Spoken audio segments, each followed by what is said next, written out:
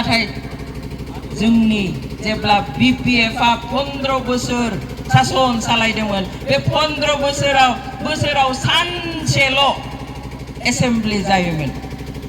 मालाबा साननै जायो सानसेया फुंनिफ्राय सानजौफुआवनो जोबोनो ओंखाम जानो थांब्ला आरो रावबो फैफिनला जोंनि बे BTC हालामनि एसेबां मानसि थानायनि जोंनि जाफोर समस्या बेफोरखौ समाधान खालामनो थाखाय आयेन दानोब्ला सानसेल' एसेम्बलि जनानै सावरायना फोजोबनो हागोन नामा गोसोआनो गैखायामोन मोनबाय मोननायनि उनाव जाबाय लोंबाय रंजाबाय रानलाबायबाय बिनिफ्राय जेबो गैला जुदि 15 बोसोराव बोसोरसेयाव मोनसे जुदि जोङो बिल पास खालामना लानो हानायमोनब्ला जोंनि सुबिदानि थाखाय मोनसे आयेन पास खालामना लानो हानायमोनब्ला दिनै बै समावनो 15टा आयेन जागौमोन जोंनाव बेयावहाय प्रस्ताब लानानै बेखौ गभर्नरनो हरनांगौ गभर्नरा जुदि बेखौ एप्रुभ खालामो बेयो आयेन जाबाय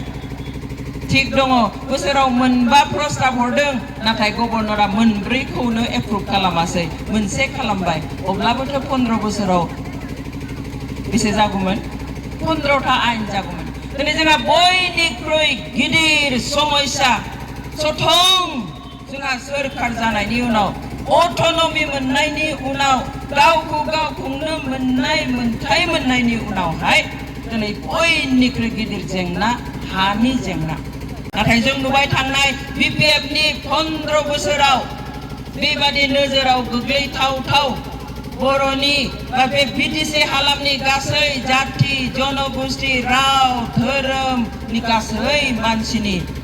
जा जेंनाफोर दङ बेफोरनि स्थायी समाधाननि थाखाय मोनसेबो बेबादि आयेन बानायना लानो हायासै आयेन बोरै बानायनानै लानो हानो जोंहा बेयाव बे समाव जोङो दिनै मिनिगोन ना गाबगोन जायो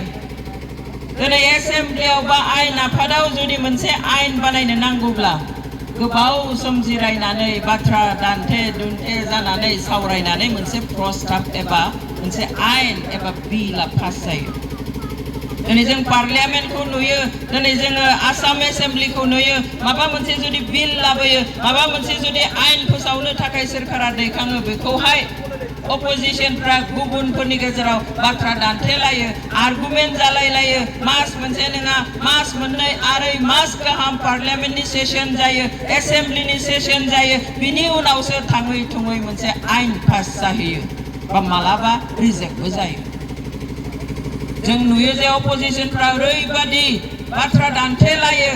जे मालाबा बिथांमोनखौ बाहेराव हुहुरनो गोनां जायो थाङाब्ला बिथांमोनखौ मार्शेल लागायनानै दैखां बाहेराव गारहरनायबो जायो मालाबा